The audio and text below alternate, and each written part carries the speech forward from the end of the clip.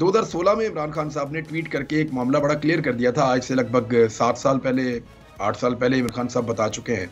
आज कुछ अखबारात ने इस खबर को इतना बड़ा और फ्रंट पेज के ऊपर ऐसे लगाया कि जैसे इमरान खान ने कोई बहुत बड़ा एतराफ़े जुर्म कर लिया है। इत्तफाक अस्पताल के अंदर मैंने तो तजर्बा किया हुआ है ना, मुझे तकलीफ, यानी इनको अरबों रुपए का पैसा इन लोगों के पास, और ये वो कारोबार में अपना एक क्या करते हैं कि ट्रस्ट बनाकर वहाँ एग्जाम्पशंस लेते हैं। जिस दिन खुली ना ये बात, अब ये छेड़ दी है ना, जिस दिन ये बात खुली तो आप परेशान हो जाएंगे, हैरान रह जाएंगे।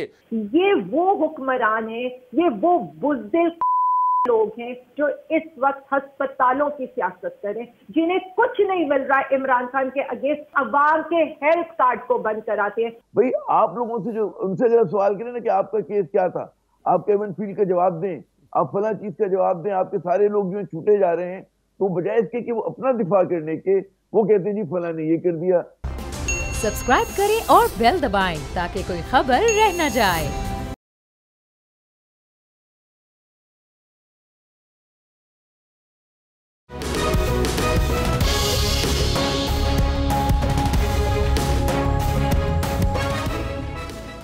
बिस्मिल्लाहिर्रहमानिर्रहीम, अस्सलाम वालेकुम नाजरीन। आप बोल न्यूज़ देख रहे हैं। मैं इमरान रियाज खान हूँ। खबरें बहुत सारी हैं, लेकिन बाद वक़्त ऐसी खबरें आती हैं जिनसे तकलीफ़ होती है। यानी मैंने प्रोग्राम करने के लिए आगाज़ किया था, तो पहला प्रोग्राम मैंने किया था सन 2010 के बाद, 2011 था गालिबन या 12 था। उस वक्त एक कैंपेन चलाई जा रही थी पाकिस्तान तहरीक इंसाफ के ख़िलाफ़, तो उसमें शौकत खानम मेमोरियल अस्पताल को लाया गया था। तो जब मैंने अपना पहला प्रोग्राम करना था तो मैं शौकत खानम अस्पताल में गया। मैं जाकर वहाँ मरीज़ों को मिला, उनके लवाहिकीन को मिला, उनके साथ जो लोग आए थे, बाकी जो लोग वहाँ मौजूद थे, जो आते हैं इलाज करवा के चले जाते हैं, उनसे भी मिला। तो लोग झोलियाँ उठा उठा कर दुआएं दे रहे थे और उस कैंपेन का कोई सर पाँव नहीं था। उस दौर में भी ये हुआ था कि इमरान खान का रास्ता रोकने के लिए शौकत खानम को बतौर एक टूल के इस्तेमाल किया गया था, और आज भी हम यही सारा कुछ देख रहे हैं।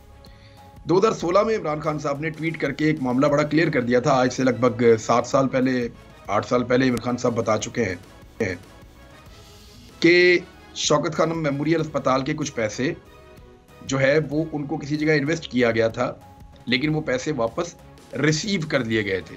और ये बात भी आज से 10 साल पुरानी है। ये वो इदारा है जहां लोगों का मुफ्त इलाज होता है और दुनिया इसकी तारीफ करती है। लेकिन मुस्लिम लीग नून ने उस दौर में भी प्रोपेगेंडा किया था, मुस्लिम लीग नून ने इस दौर में भी प्रोपेगेंडा किया है, बल्कि अब पीडीएम की दीगर जमातें भी उनके साथ मिल गई हैं।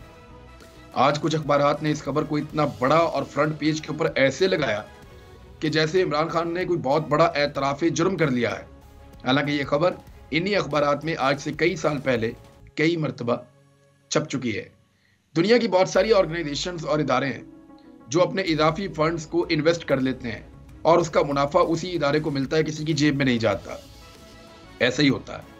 लेकिन शौकत खानम के पैसे वापस शौकत खानम के पास तो आ गए, लेकिन आज तक प्रोपेगेंडा बंद नहीं किया जा रहा।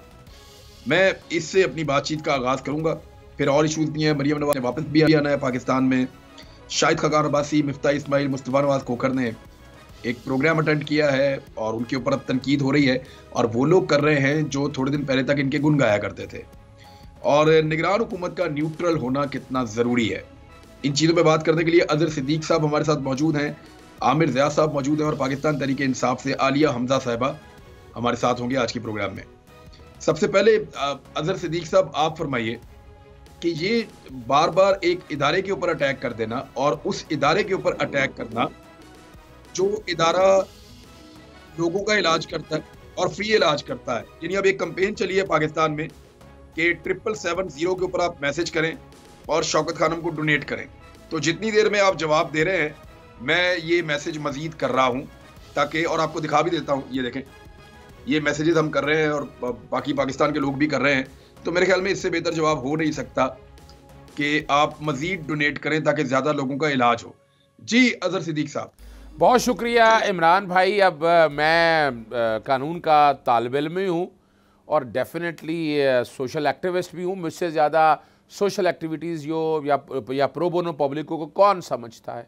पूरी दुनिया का कानून अगर उठाकर देख लें, जो ट्रस्ट का पैसा है, जब आपके पास वाफर पैसा है तो आप बजाय वहाँ पड़े रहने के, मिसाल के तौर पर वही ट्रस्ट का पैसा किसी बैंक में पड़ा रहे, और बैंक से प्रॉफिट आता रहे आपको, वो तो अस्पताल के लिए इस्तेमाल नहीं है, वाफर पैसा है ना। और ये पूरी दुनिया में फंड, इस तरह के फंड भी, यानी इस तरह के फंड भी बनते हैं और इस तरह के ट्रस्ट भी बनते हैं, और ये ट्रस्ट का पैसा इस तरह। मैं ताज़ा तरीन मिसाल आपके सामने दे देता हूँ। हमने डैम के लिए पैसा इकट्ठा किया, अब डैम में तो पैसा नहीं लगा, वो वाला पैसा सुप्रीम कोर्ट के हुक्म के मुताबिक बाकायदा एक बैंक में पड़ा है, और बैंक से अब तक प्रॉफिट आकर कोई तकरीबन 6 अरब के करीब प्रॉफिट आ चुका है उसका। अगर वो खाली वहीं पड़ा रहता तो वो तो वहीं का वहीं स्टैटिक हो जाना। जिस तेज़ी से इस मुल्क की इकॉनमी तबाह हो रही है, आपका डॉलर, यानी अगर आज से 15 साल पहले चले जाएं 60 रुपये में था, आज आप तकरीबन 230 पे डॉलर, वो भी नहीं मिल रहा। अगर आप सोच के देखें तो आपके पैसे की वैल्यू क्या बन चुकी है। इसके अलावा मैं नहीं ये कहना चाहता, मैं कई ऐसे इदारे जानता हूँ, यानी हमारी बारों को पैसा मिलता है, आपकी जनरल एसोसिएशन को पैसा मिलता है, इसी तरह कई हमारे यहाँ मोतबर इदारे हैं, मोतबर इदारों को पैसा मिलता है, और वो यानी लोगों की फलाह बहबूद के हवाले से कई प्रोजेक्ट शुरू कर लेते हैं। भाई वो तो फलाह बहबूद के लिए मिला है, फलाह बहबूद में जाकर इस्तेमाल करें, वो क्यों पैसा आपने किसी कारोबार में लगाया है। तो ये इस स्टेज के ऊपर जो है ना, ये तकलीफ और दिक्कत है।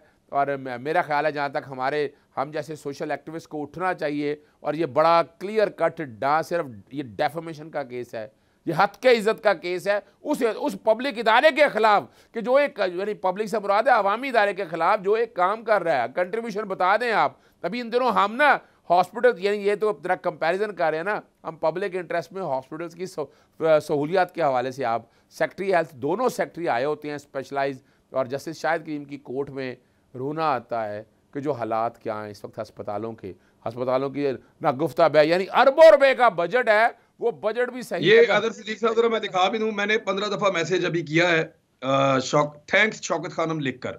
अच्छा, क्योंकि शौकत खानम बहुत इलाज कर रहा है, तो ये मैं भी करता रहूंगा। और मेरी गुजारिश है, जब तक आप ये प्रोग्राम हमारा देख रहे हैं, हमारी इसके ऊपर डिस्कशन चल रही है, इससे बेहतर कोई और जवाब नहीं हो सकता। आप सब लोग शौकत खानम का शुक्रिया अदा कीजिए और थैंक्स शौकत खानम कहकर आप इसको फंड करें, ताकि मुखालिफिन जो हमेशा इसके ऊपर कीचड़ उछालते हैं उनके मुंह बंद हो जाएं।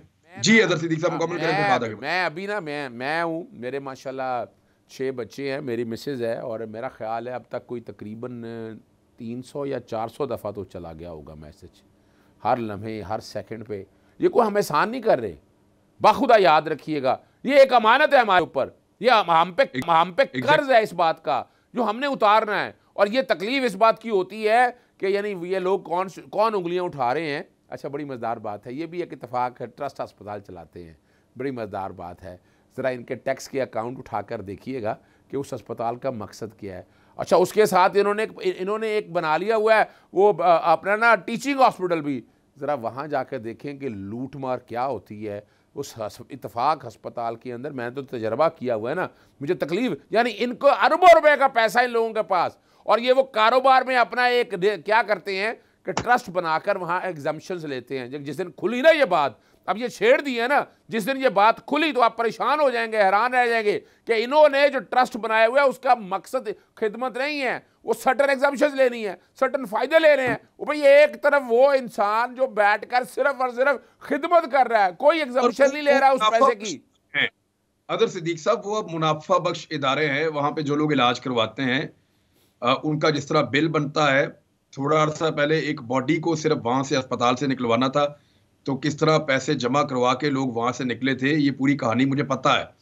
और बारहा ऐसे वाकयात होते हैं। वो तो अब मुनाफा कमाने वाले इदारे हैं, वो ट्रस्ट तो नाम का है सिर्फ। अच्छा, मैं एक छोटी सी बात ख़त्म करने से पहले मैं अपने तजर्बे की बात बता रहा हूँ। आज से 12 साल पहले जो कब जिक्र किया ना, मैं फ़र्क बताने लगा हूँ।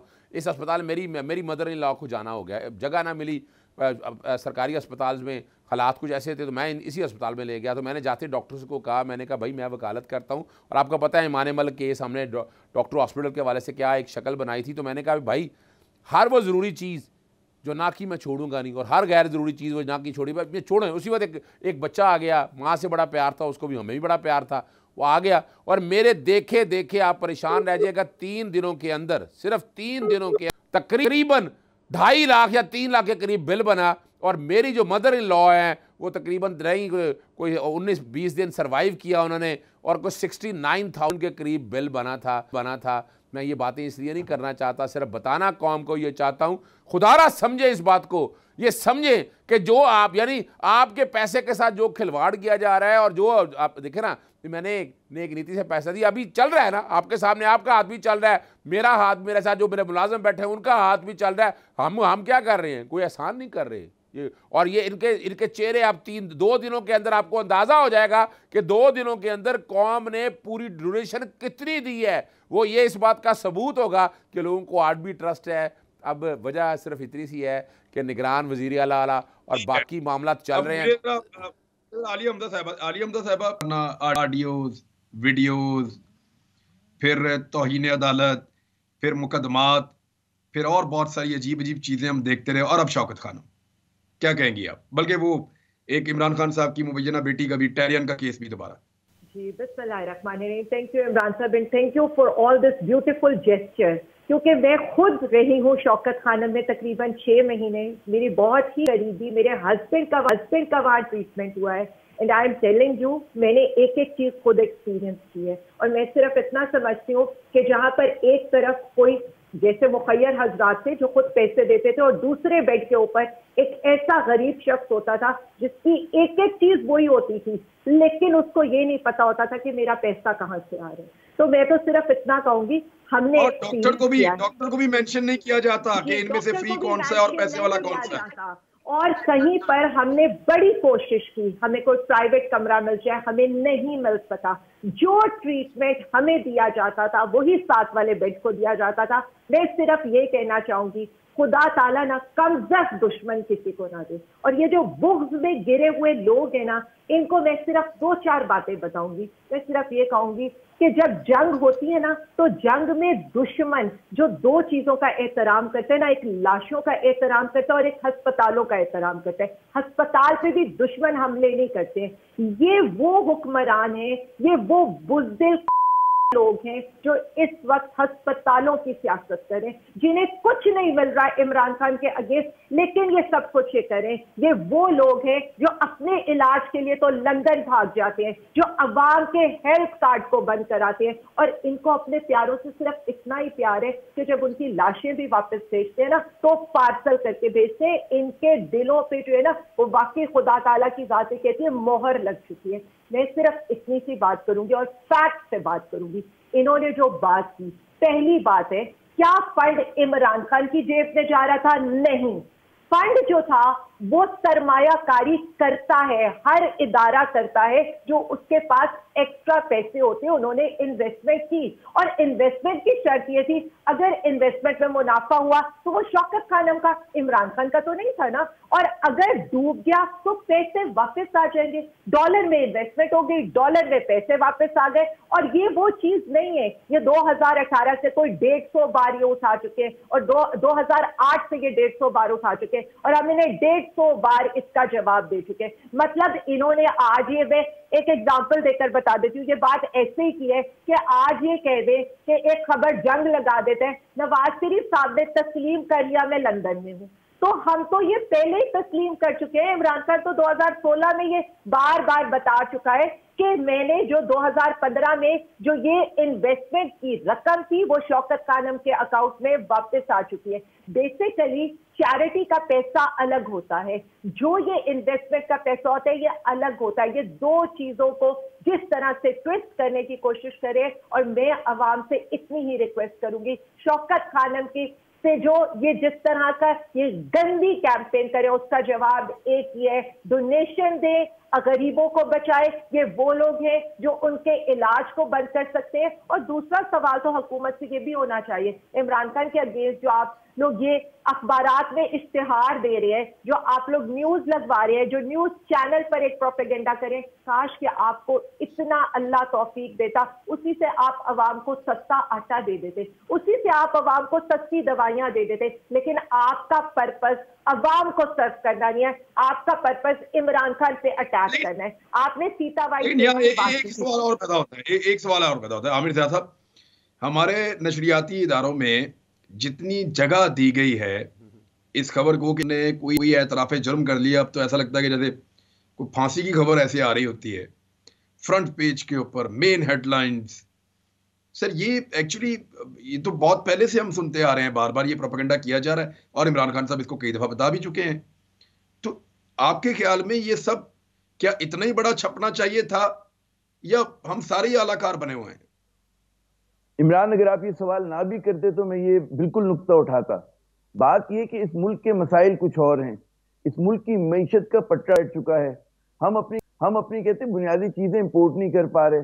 मुल्क जो है बिल्कुल कहते हैं ना तबाह हाल हो गया। अभी अभी आप देखिएगा, जब IMF की शरायत मानते हैं या नहीं मानते, दोनों सूरतों में फंसेंगे। मैं समझता हूँ पूरी जो टैक्टिक्स हैं ये डिस्ट्रैक्ट करने के लिए, कि आपको जो असल इश्यूज हैं, जो हमारी अवाम के मसाइल हैं, इस मुल्क के मसाइल हैं, उससे तवज्जो हटाने के लिए इस तरह के कहते हैं ना कि टेस्ट बलून छोड़े जाते हैं, अजीबोगरीब खबरें छोड़ी जाती हैं। और मुझे फिर हैरत होती है कि हमारे जो सो कॉल्ड संजीदा चैनल्स हैं और संजीदा मीडिया हाउसेज हुए या खुदा आपका भला के अखबारात हुए, कि वो उसको बगैर कॉन्टेक्स्ट में डाले उसको उस तरह की जगह देते हैं। बात ये कि इश्यूज कुछ और हैं। अब इन्होंने मतलब है कि ये समझते हैं कि जी इमरान खान को अगर हम उनकी और वैसे से दो आदाफ हासिल करना चाहते हैं, तो ये कि जी डिस्ट्रैक्शन, कि लोगों की तवज्जो हट जाए, ऐसे सेंसेशनल मामलात पे लोग बात करें जिसका उनकी जिंदगियों से ताल्लुक ना हो। दूसरा उसकी बड़ी वजह ये कि इमरान खान को वो अभी तक कहते हैं ना, उनको बदनाम करने में कोशिश तो बहुत करे लेकिन कामयाब नहीं हो रहे। उनके खिलाफ उन्हें कोई केस नहीं मिल रहा। केस अगर मिलता है तो तोशा खाना के मिलता है जो खुद उनके गले में फंस रहा है। कि जाहिर है कि सिर्फ इमरान खान ने तो तोशा खाना से तहफ नहीं खरीदे, बाकियों का जब हिसाब मांगा जाता है तो जनाब फिर उनकी टाइम टाइम फिश हो जाता है मामला, वो नहीं लेके जाना चाहते उस चीज को। इसी तरह जो उनकी साहबजादी का मुबैना केस है, वो केसेस नॉन इश्यूज हैं। वो केसेस जो है मतलब उसका ना आवाम से ताल्लुक है और सबको पता है कि उनमें कितना वजन है, क्या है। तो पहली बात डिस्ट्रैक्शन है ये। दूसरी बात है कि इमरान के इमेज को टार्निश करने की कोशिश कर रहे हैं जिसमें वो कामयाब नहीं हो रहे हैं।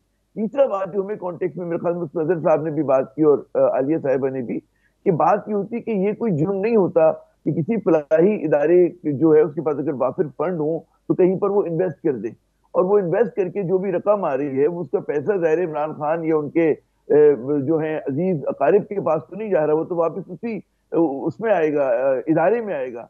दुख की बात ये होती है इमरान, जो बहुत तकलीफ की बात है कि हमारे यहाँ बड़े कम इदारे हैं पाकिस्तान में कि जो कि अच्छा काम कर रहे हैं। गिनतियों पे आप गिन लें ना। अच्छा, उनको भी आप अगर उनके पीछे भी तरह की कैंपेन करेंगे तो मैं वही कहूंगा कि दुश्मनी के भी कुछ कहते हैं सूल होते हैं, उसमें भी कुछ चीजों का ख्याल किया जाता है कि यार हम ये काम नहीं करेंगे। पर तो जंग में भी हमला नहीं होता। मैं हैरान हूं कि यहाँ पर एक अखलाकी तौर पे जो गिरावट है, इंटेलेक्चुअल बैंकरप्सी है, मॉरल बैंकरप्सी है, उसमें और फिर इतना हम ठोक कर ऐसी बात करते हैं कि इस मुल्क का सबसे बड़ा मसला, मैं भी उनके टिकट देख रहा था मरियम औरंगजेब साहिबा के, भाई आप लोगों से जो उनसे जरा सवाल करें ना कि आपका केस क्या था, आप केविन फील्ड का जवाब दें, आप फला चीज का जवाब दें, आपके सारे लोग जो छूटे जा रहे हैं, तो बजाय इसके कि वो अपना दिफा करने के वो कहते हैं जी फला ने ये कर दिया, इमरान खान ने ये कर दिया, फला ने ये इससे एक बात तो साबित होती है, कि बयानिया कोई बन नहीं रहा, बात बन नहीं रही। और हर कोई ऐसी चीज, कोई छोटा सा नुक्ता या कोई भी चीज जो हाथ आए उसको खींच के लंबा करने की कोशिश करते हैं, बात बन नहीं रही। मैं आपको थोड़ा सा एक नए टॉपिक की तरफ, मरियम नवाज और नवाज शरीफ ने वापस आना है पाकिस्तान में, पंजाब और खैबर पख्तूनख्वा का इलेक्शन तो जरूर लड़ना है। हो सकता है कि वफाकी हुकूमत के लिए भी इलेक्शन साथ ही हो जाए या पूरे पाकिस्तान में हो जाए। तो आमिर भाई, पहले आप मुझे बताएं कि क्या वापस आने में कोई पॉलिटिकल गेन आपको दिखाई दे रहा है, कोई बड़ा पॉलिटिकल गेन? देखिए, दो अशखास की वापसी है। हो सकता है कि मरियम को हरवल दस्ते के तौर पे पहले भेजा जाए, लेकिन नवाज शरीफ साहब जो है अभी भी 10 मरतबा सोचेंगे। वो देखेंगे कि जनाब मामला जो है किस तरफ जा रहे हैं, क्योंकि उन्हें बिल्कुल इस बात का खदशा होगा कि बाजी जो है यकलख पलट सकती है। कि आप सुबह उठे इस मुल्क में, पता चले कि जो भी अभी ये सेटअप चल रहा है, क्योंकि ये सेटअप नहीं चल रहा, तो उन्हें इस बात का हमेशा अंदेशा होगा कि कहीं दोबारा उनको अगर वो वापस आ जाते तो आगे मुल्क में फंस ना जाए। तो मैं समझता हूँ नवाज शरीफ साहब जब तक बिल्कुल उनको एक कहते हैं ना कि वो इस बात के ऊपर उनको कहते हैं वो नहीं हो जाते, यकीन नहीं हो जाता कि जनाब मामला उनके हक में हैं, उनको इदारों से यकीन दहानी चाहिए, उनको अदलिया से यकीन दहानी चाहिए, उनको पता नहीं बैरूनी ताकतों से यकीन दहानी चाहिए। तमाम ये खूंटे इस माहौल में जब लोगों को इतना कुछ समझ आ गया है, क्या फायदा होगा अगर आ गए तो? नहीं, मेरे ख्याल में नहीं, क्योंकि उनके पास कोई बयानिया नहीं है ना। आप ये देखें, वो कह रहे थे हम एंटी एस्टेब्लिशमेंट बयानिया लेकर आएंगे। जिस जर्नल ने सबसे बड़ा एहसान किया नवाज शरीफ और उनके खानदान पे, बाजवा साहब पर उसके खिलाफ वो कैंपेन करना चाहते हैं। आप ये देखें, मतलब इनके जहन देखें। वरना आप दुनिया में कहीं होता है कि कन्विक्टेड शख्स को कान से पकड़कर आप कहें जी जेल का ताला खुल गया और आप बैरून मुल्क चले जाएं उसके लिए इलाज के लिए, दुनिया में कहीं नहीं होता, सवाल ही पैदा नहीं होता। लेकिन इनके साथ हुआ। किसने एहसान किया था ये? वो उस शख्स, किसने? सबको पता है कि छुपाने की बात नहीं कि जनाब जनरल बाजवा की मेहरबानी थी। अब ये जनरल बाजवा के खिलाफ कैंपेन करना चाहते हो और अब भी कर रहे हैं। अच्छा, ये सिर्फ जनरल बाजवा के खिलाफ कैंपेन नहीं कर रहे, असल में बुग़्ज़ अनाज जो है इनका पाकिस्तान आर्मी के खिलाफ बहुत पुराना है। क्योंकि जिस जनरल के साथ भी इन्होंने काम किया नवाज शरीफ साहब ने, अगर आप तारीख उठा के देखें, उससे इनकी एक खटपट हुई है। आसिफ नवाज से बात करें, जहांगीर करामत की बात करें, परवेज मुशर्रफ साहब की बात करें, काकड़ साहब की बात करें जिन्होंने स्टिक लहराई थी, खुद राहील शरीफ साहब और जनरल बाजवा बैठ पॉलिश करने का तजुर्बा भी इनसे ज्यादा किसी का नहीं है। एक ब्रेक ले लेते हैं, फिर मैं बात आगे बढ़ाता हूँ।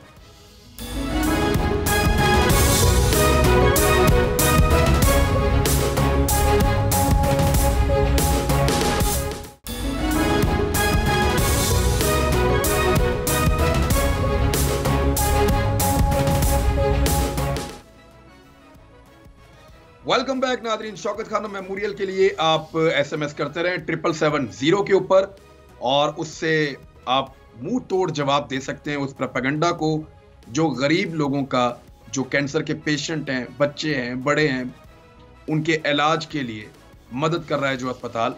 तो थैंक्स शौकत खान लिखकर आप मैसेज कर दें और आपके 20 रुपए डोनेट हो जाएंगे। अल्लाह ताला कबूल करें। अच्छा, अब मैं अजहर सिद्दीक साहब अगर वापस नवाज शरीफ साहब आते हैं, मरीम नवाज का तो चलें ठीक है, वो आ जाएं, उनको तो NRO 2 तकरीबन मिला हुआ है और उनके केस से भी उनको बरी किया गया है, वो इलेक्शन भी लड़ सकती हैं मुबैना तौर पे अब। लेकिन जो नवाज शरीफ साहब वाला मामला है, वो वापस आते हैं तो क्या जेल में जाएंगे? वैसे मैंने इसके ऊपर एक सर्वे करवाया था, 1.25 लाख से ज्यादा लोगों ने वोट डाले और 90% से ज्यादा लोगों ने ये कहा था कि नवाज शरीफ को वापस आते ही जेल जाना चाहिए, उनको घर नहीं जाना चाहिए। तो अजहर सिद्दीक साहब, राणा सनाउल्लाह साहब ये कहते हैं कि कानूनी मुंह शगाफियां दूर की जा रही हैं, नवाज शरीफ साहब बड़ी इज्जत के साथ आएंगे, उनका एयरपोर्ट पे इस्तकबाल किया जाएगा, तो बज़ाहिर लगता है कि वो जेल नहीं जाएंगे। सर इमरान साहब, फिर तो कानून की किताबों को आग लगा दें और हम और आप घर बैठ जाएं, अदालतें बंद कर दें, यानी इससे बड़ा खिलवाड़ नहीं होगा। आप पहले ये देखिएगा, इसको हुदैबिया 2 क्यों नहीं कहते आप? हुदैबिया 1 में मामला आया सामने, उसकी अपील दायर नहीं की। हुदैबिया 2 के अंदर भी क्या किया, यानी ओपन एंड शट केस है। इस्लामाबाद हाईकोर्ट के फैसले में इतने लकूनाज है, यानी एक बात तो बात बड़ी वाज़ेह तौर पर है ना, जायदादें खरीदी हैं, सोर्स कोई नहीं है।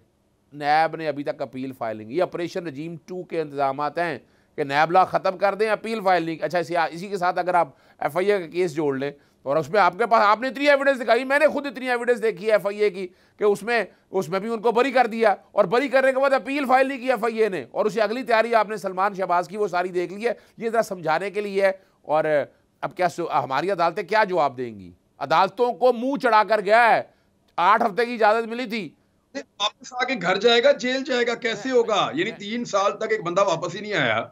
अब क्या होगा? मैं तो वो बताना है जी कि उन्हें उसकी बाकायदा जमानतें ख़त्म हो चुकी हुई हैं। जमानत नहीं होती, यहाँ सस्पेंशन होती है, और ये सजा याफ्ता आदमी को जमानत नहीं मिलती। यानी वो एयरपोर्ट पे आएंगे, जमानत मिल जाएगी, बिल्कुल नहीं मिलती है। वो 4 हफ्ते की इजाज़त लेकर गए थे और लाहौर हाई कोर्ट ने अभी तक फैसला नहीं लगाया, लाहौर हाई कोर्ट ने अभी तक वो केस ही नहीं लगाया। अब ये सवाल कौन पूछेगा, कौन जवाब देगा? अब जैसे ही वो आएगा ना यहाँ उसके लिए अडियाला जेल तैयार बैठी हुई है। अब इस चीज़ को जोड़िएगा निगरान वज़ीर आला पंजाब के साथ। पंजाब में जब तक ये वज़ीर आला थे, वो पंजाब तो आ नहीं सकता था, इस्लामाबाद वो जाना नहीं चाहते थे। अब वो तैयार क्या हो रही है, मैं वक्त से पहले खबर दे रहा हूँ आपको कि निगरान वज़ीर आला उनकी मर्ज़ी का यहाँ पर लगे, और लगने के बाद क्या होगा, यानी वो क्या करेंगे, वो जेल में नहीं लेके जाएंगे, वो कोई रेस्ट हाउस डिक्लेयर करेंगे जनाब उसको सब जेल। हालांकि ये नहीं हो सकता, लेकिन मैं वक्त से पहले बताता हूं कि निगरान सेटअप के हाथों ये काम करवाया जाएगा। वो घर को जेल डिक्लेयर कर देंगे ना, रायवंड जेल है, बिल्कुल ऐसा ही है, बिल्कुल है। और ये तकलीफ दे बात है, ये इंसाफ का कत्ल है। यानी उस बंदे ने आना है वो, अच्छा इसको सजा 2 केसों में है। एवन फील्ड के अंदर 10 साल सजा है और अल अजीजिया के अंदर 7 साल सजा है। और नवाज शरीफ का रोल तो बड़ा वाज़ेह तौर पर है पूरे ख़ानदान के पास। और मैंने तो कई दफ़ा 2015 का फैसला पढ़ता हूँ, 2016 में रिपोर्टेड है, 1997-98 में 9,36,311 रुपये आमदन थी। चौधरी शरीफ की बात कर रहा हूँ, मियाँ शरीफ की बात कर रहा हूँ। उसमें को पैसे ऐड हुए, 50 लाख आमदन हो गई। उस केस को लड़ा इस पूरे खानदान ने, और आखिर में आके वो डिक्लेयर करके 9,36,000, जो 1997-98 में 9 लाख रुपए अपना आमदन डिक्लेयर कर रहा हो, वो अरबों रुपए के असासे कैसे खरीदेगा? तैयारी जेल की है, इसीलिए वो आना नहीं चाह रहे, बच्चे उन्हें भेजना नहीं चाह रहे। मरियम भी क्या करने आ रही हैं? मरियम भी लॉन्चिंग पैड के तौर पर जुनैद सफदर को लेके आना चाह रही है कि पार्टी के अंदर तो आपको मेरे से ज़्यादा हालात पता है कि वो जो यानी पार्टी छोड़ेंगे नहीं, लेकिन जितने सीनियर है वो समझते हैं कि जो पार्टी की तबाही कर दी, यानी पहले फौज के खिलाफ स्टेबलिंग का बयाना बनाया, अब उसके सर पर वापस आए और अब फिर वो बयानिया बनाने की कोशिश कर रहे हैं जो शायद अवाम कबूल ना कर पाए। और ये जो सवाल, मैं जो बात बार बार कह रहा हूँ और मैं बड़े अदब के साथ गुजारिश कर रहा हूँ कि हमारी अदालतों को इस मामले को बड़ा सीरियस लेना है। ये इसको मरियम के केस से अलहदा करके देखिएगा, और इस मामले को मेरिट चाहती है कौम, पूरी कौम ये नहीं चाहती है कि आप कि ऐसा महसूस हो कि ये डीलों का हिस्सा है। और ये अगर इस तरह की बातें सामने आएंगी, बड़ी तकलीफ, पहले ही बड़े सवाल उठ रहे हैं हमारे अदालती निज़ाम। और ये सर, मेरी इंफॉर्मेशन के मुताबिक आलिया हमजा साहबा के पास अगर ये मालूमात हैं तो वो कंफर्म भी कर सकती हैं, लेकिन मैं आपको कंफर्म इत्तला दे रहा हूँ कि इमरान खान साहब को ये बता दिया गया है कि एक बहुत ताकतवर आदमी ने, जो इस वक्त मौजूद है, उसने नवाज शरीफ को ये यकीन दहानी करवाई थी कि इमरान खान साहब ना सिर्फ नाअहल होंगे बल्कि उन्हें जेल में भी डाल दिया जाएगा मियां साहब के आने से पहले। जी आलिया हमजा साहबा। इमरान साहब, बड़ी आपने बिल्कुल सही बात की है, और सिर्फ ये यहाँ तक की सूरत हाल नहीं थी कि फरमाइशी प्रोग्राम था, ये रेजिम चेंज जो फरमाइशी प्रोग्राम था, इसकी आखिरी कड़ी यही है, आखिरी कड़ी यही है कि मियाँ दे नारे बजेंगे और हमें जो है इन्होंने जेलों में डालना है। तो खैर हम तो इसके लिए बिल्कुल तैयार हैं। मैं 2-3 बातें जो करना चाहती हूँ बहुत इंपॉर्टेंट थी, और इसीलिए मैंने सोचा कि आपके प्रोग्राम के तवज्जुह से अवाम को बताई जाए।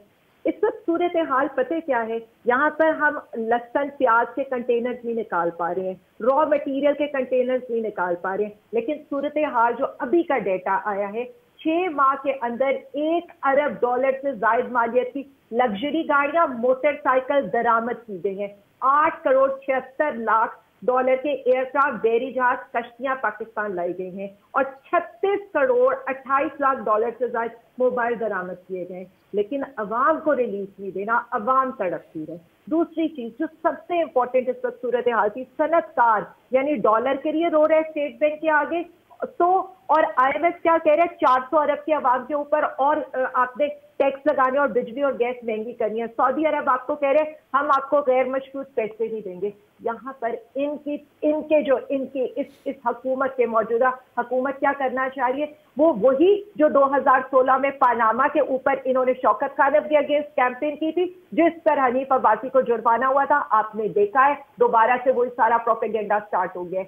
सीता वाइट वाले केस में अगर आप मुझे 1 मिनट की इजाजत दें, तो ये 4 दफा केस रिजेक्ट हो चुका है। यानी ये इन्होंने, जब इमरान खान साहब ने पहला इलेक्शन लड़ना था, तब से हर इलेक्शन से पहले ये नून लीग की हुकूमत, और अब जिसे TDM की हुकूमत कहते हैं, वो हुकूमत हर इलेक्शन से पहले लाती है इमरान खान साहब के अगेंस्ट, और हर इलेक्शन से पहले उसके ऊपर जो है इनको मुंह की खानी पड़ती है। क्योंकि मैं सिर्फ इतना बता दूं, ये वही चीजें बार बार जो आप ये कह रहे हैं, ना इनके पास कोई बयानिया है, ना इमरान खान साहब के साथ मुकाबला करने की सकत है। अब आपकी जो तीसरी बात थी, जो आपने कहा मरियम नवाज और नवाज शरीफ साहब के आने की, भाई हमारे तो पेमेंट फंसी हुई है नवाज शरीफ साहब के आने से। आए पैसे देने उन्होंने हमारे, हम रेंटा क्राउड भी देंगे, हम कीमे वाले नान भी देंगे, हम बिरयानी भी देंगे, आए तो सही मियाँ साहब, चेहरा तो कराएं यहाँ पर। और जो ये लोग कह रहे हैं ना, मतलब मैं अदालती निजाम क्या,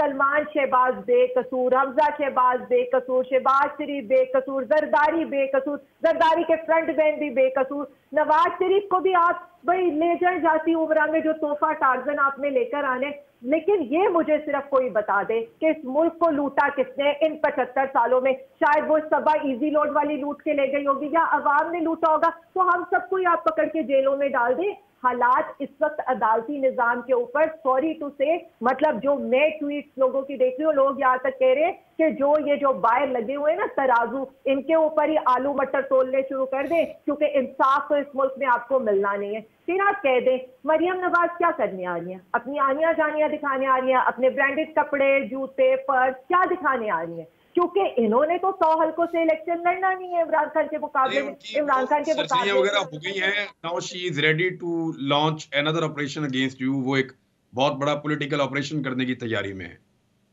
जरदारी को सिंध से उतारे, मौलाना साहब को KPK से, और बाकी बलोचिस्तान से भी अशरफ जई साहब को उतारे। टॉप की लीडरशिप है इनकी, उतारे खान के मुकाबले में। मैं देखती हूँ इनकी जमानतें ना जब्त करेंगे कौन, तो इनको जूतों अंडों से ना मारेंगे कौन, तो ये कौन लोग हैं यहाँ पर? आप क्या आवाम को दिखाएंगे कि आप छोटी सी सर्जरी कराकर अवाम के सेहत कार्ड बंद करा के शौकत खानम के प्रोपेगेंडे करके इस अवाम को शक्ल दिखाने आएंगी? बंद कमरों में आते हैं कि पेट्रोल की प्राइसेस नहीं बढ़ाई। ब्रेक लेनी है यहाँ, रुकिएगा नहीं, लेकिन दो चीजें मैं छोड़ के जा रहा हूँ आखिरी ब्रेक में बात करने के लिए। एक तो ये कि PMLN के अंदर जो बेचैनी पाई जा रही है सीनियर लीडरशिप को लेकर, उसमें अब वो लोग जो उन लोगों को बड़ा संजीदा लेते थे, अब उनके खिलाफ अजीब अजीब किस्म के हम देख रहे हैं सोशल मीडिया पे बयानात आ रहे हैं। और दूसरा, निगरान हुकूमत का न्यूट्रल होना कितना जरूरी है। ब्रेक के बाद वापस आ रहे हैं।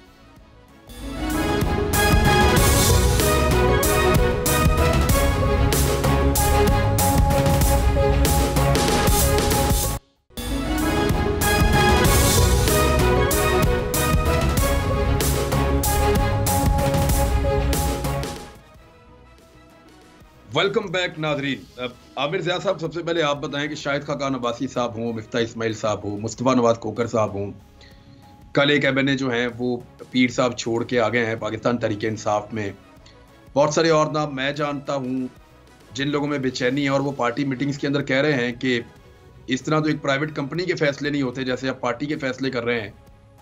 तो मुश्किलात के बाद, यानी नवाज शरीफ की वो पार्टी जिसमें बहुत बुरे वक्त में भी ये चीजें कभी नहीं हुई थी, आज उनकी हुकूमत है और ये चीजें हो रही हैं, इसकी वजह क्या हो सकती है? इमरान 21वीं सदी के जहन के साथ उसकी सबसे बड़ी तौहीन यही हो सकती है कि जी उस पर मौरूसी सियासत को आप मुसल्लत कर दें। ये मतलब है कि एक हद तक होता ना पहली जनरेशन में चल गया ये बात। अब अगर आप ये समझें कि जनाब नवाज शरीफ साहब, उनके भाई, उनके भतीजे, भांजे, समधी और उनकी बेटी और उसके बाद उनके नवासे और उनके भांजे, मतलब यही इन लोगों को पार्टी चलानी और अमूर मुमलिकत चलाने हैं, तो जाहिर है कि जो भी उस पार्टी के अंदर पुराने कारकुन हैं, पुराने रहनुमा हैं, सीनियर्स हैं, उनको तशवीश भी होगी। उनको पता है कि एक तो अहलियत नहीं है। भाई क्या वजह है कि जो लोग मरियम साहिबा की तरबियत करते हैं, मैं नाम नहीं लूंगा वरना हो सकता है कि उन पर नजला गिर जाए, भाई जो लोग तरबियत करते हैं उनमें क्या वो लगे हुए बबूल के कांटे कि आप उनको जो है जिम्मेदारी नहीं दे सकते? क्या वजह है कि मतलब है कहते हैं मोहम्मद जुबैर साहब हो गए, परवेज रशीद साहब हो गए, जैसे भी हैं, इनको आप चलाने दें। यही लोग तो है ना कि जो तरबियत करते हैं, उनको सिखाते हैं, पढ़ाते हैं। और इसी तरह बहुत सारे, शाहिद खाकान अब्बासी में क्या बुरी बात है? मिफ्ता इस्माइल साहब ने बिल्कुल अपने दुख का इजहार बिल्कुल सही किया कि उनमें एक कमी थी कि वो समझी नहीं थे नवाज शरीफ साहब के। अगर समझी होते तो आज वो वजीर खजाना होते। तो जो मुल्क अगर इतना चलेगा, और आप याद करें जो उनका तीसरा दौर हुकूमत था उसमें भी कैबिनेट की मीटिंग नहीं हुआ करती थी। शाहिद खाकान अब्बासी बेहतर वजीर आजम साबित यूं हुए थे कि बाकायदा वो कैबिनेट की मीटिंग करते थे, नवाज शरीफ साहब किचन कैबिनेट की मीटिंग किया करते थे। एक बात जो वक्फे से पहले मैं कहना चाह रहा था, बड़ी जरूरी है, वो ये कि इमरान साहब ये जो अब बयानी की आप बात करें ना कि नून लीग के पास कोई बयानियां नहीं है, अब ये बयानियां बनाना चाहते हैं बकौल इनके जनरल बाजवा और फैज हमीद के खिलाफ। इसका मकसद ये कि टारगेट करना चाहते हैं पाकिस्तान आर्मी को, और वजह ये है कि इनके दिलों में वो बुग़्ज़ है, वो अदावत है कि जो इनको, मैंने जिसका पहले कहा था वक्फे से पहले, कि हमेशा इनका खटपट हुई है। और ज़ाहिर इसकी वजह ये कि पाकिस्तान को राजवाड़े की तरह चलाना चाहते हैं।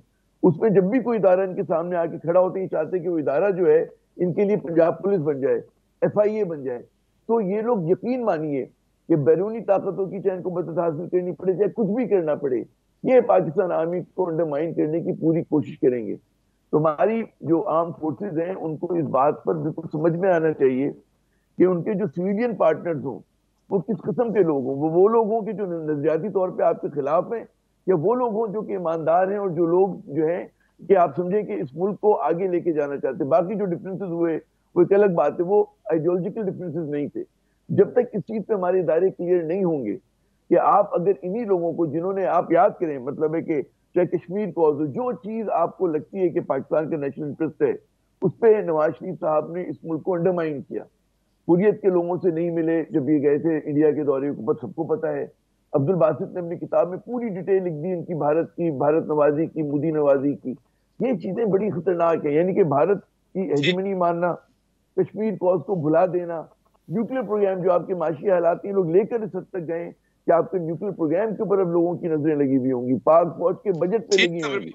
आप बिल्कुल ये बात अदर सिद्दीक साहब, वेरी क्विकली मैं चाहूंगा आप मुख्तसर जवाब मुझे दे दें कि निगरान हुकूमत का न्यूट्रल होना कितना जरूरी है, यानी इन हालात के अंदर। अभी तो किसी को किसी पे ट्रस्ट ही नहीं है। देखिए, साफ शफाफ इलेक्शन जो है ना वो निगरान हुकूमत के साथ जुड़े हुए हैं। 218(3) और 224 को पढ़ दे। निगरान हुकूमत का काम सिर्फ एक है, सिर्फ और सिर्फ एक है, साफ शफाफ इलेक्शन कराना। और इसके बारे में बड़े फैसले आ गए, ना ट्रांसफ़र ना पोस्टिंग, बिल्कुल कुछ नहीं कर सकती है।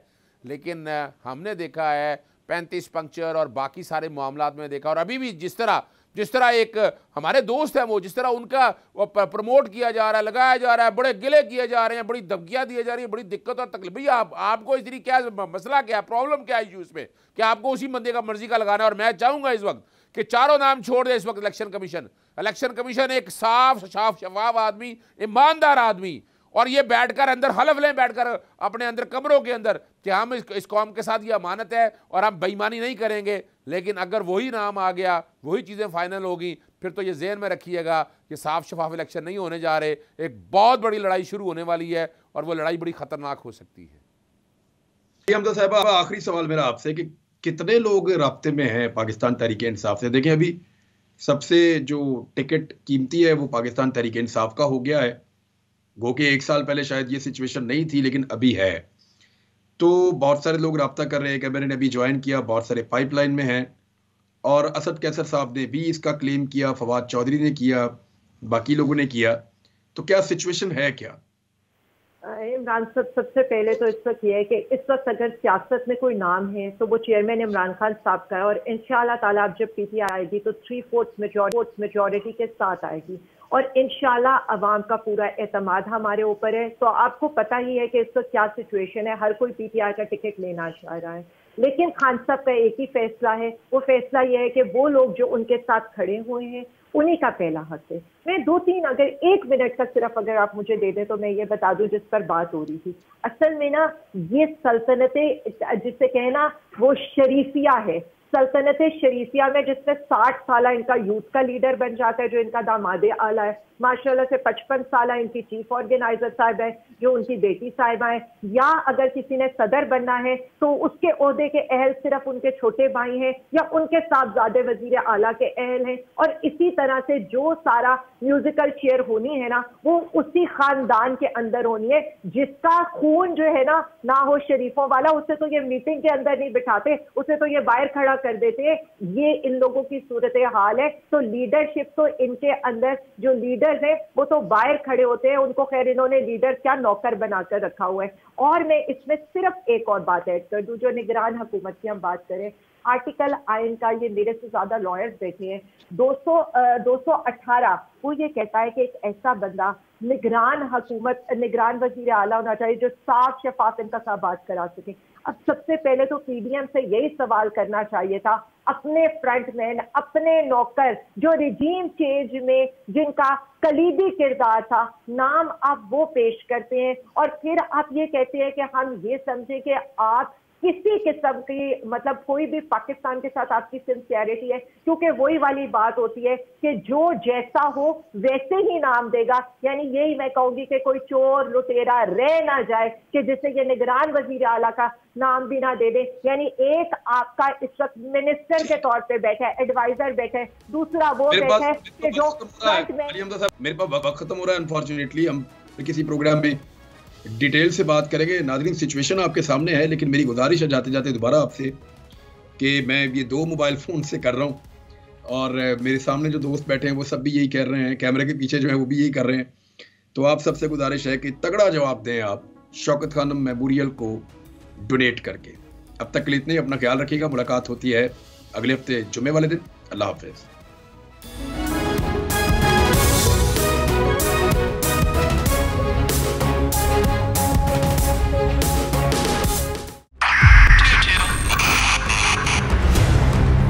2022 बहुत सारे तोहफे भी देखे गया पाकिस्तान की आवाम को। पाकिस्तान की आवाम को एक तोहफा ये दिया कि आवाम को पता चल गया कि पाकिस्तान का मीडिया क्या है। साल 2022 में सबसे ज्यादा देखे जाने वाला चैनल बोल न्यूज रहा नंबर 1। हमने बहुत सारे शोज और ट्रांसमिशंस की, पूरा साल मुसलसल जदोजहद में निकल गया कि ये वोट ऑफ कॉन्फिडेंस के पीछे कौन लोग थे। तोड़े रेटिंग के सभी रिकॉर्ड। सोशल मीडिया पर भी सबसे ज्यादा तेजी से 2.4 बिलियन व्यूज का संगे मील अबूर किया। एंकर्स को भी आवाम में सबसे ज्यादा मकबूलियत मिली और सोशल मीडिया पर भी बोल रहा सब पर भारी। सब्सक्राइब करें और बेल दबाएं ताकि कोई खबर रह न जाए।